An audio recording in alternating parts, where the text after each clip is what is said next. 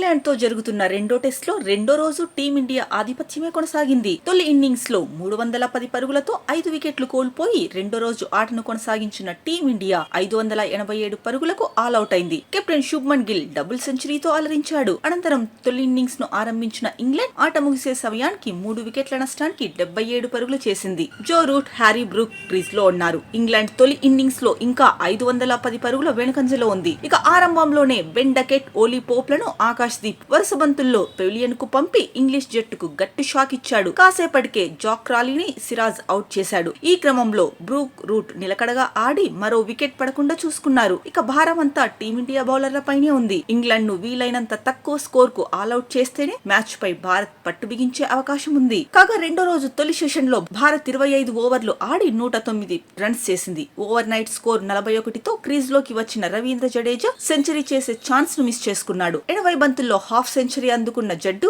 Lunch break కి ముందు Jose tongue bowling లో అవుట్ అయ్యాడు. దీంతో ఆరో వికెట్ కు 203 పరుగుల భాగస్వామ్యానికి తెరపడింది. ఇక అనంతరం వచ్చిన వాషింగ్టన్ సుందర్ గిల్ కు మంచి సహకారం అందించాడు. ఈ జోడీ ఏడో వికెట్ కు 144 పరుగులను నెలకొల్పింది. గిల్ 311 బంతుల్లో డబుల్ సెంచరీ చేశాడు. టెస్టుల్లో అతడికిది తొలి డబుల్ సెంచరీ. అనంతరం గిల్ దూకుడు పెంచాడు. బషీర్ బౌలింగ్ లో వరుసగా 2 ఫోర్లు కొట్టిన భారత కెప్టెన్ హ్యారీ బ్రూక్ బౌలింగ్ లో హ్యాట్రిక్ బౌండరీలు రాబట్టాడు. చూస్తుండగానే అతను 250 పరుగులు దాటేశాడు. ఈ క్రమంలో సుందర్ ని రూట్ క్లీన్ బౌల్ చేయడంతో టీ బ్రేక్ సమయానికి భారత్ 564 పరుగులతో 7 వికెట్లు కోల్పోయి నిలిచింది. ట్రిపుల్ సెంచరీ చేసేలా కనిపించిన గిల్ చివరి సెషన్ ఆరంభంలో వెనుదిరిగాడు. జోష్ టంగ్ బౌలింగ్ లో ఓలీ పోప్ కు క్యాచ్ ఇచ్చాడు. తర్వాత భారత్ ఆల్అౌట్ కావడానికి ఎక్కువ సమయం పట్టలేదు. ఇంగ్లాండ్ బౌలర్లలో Shoaib Basheer 3, Chris Woakes 2, Josh Tongue 2, Brydon Carse, Ben Stokes, Joe Root ఒక్కో వికెట్ పడగొట్టారు.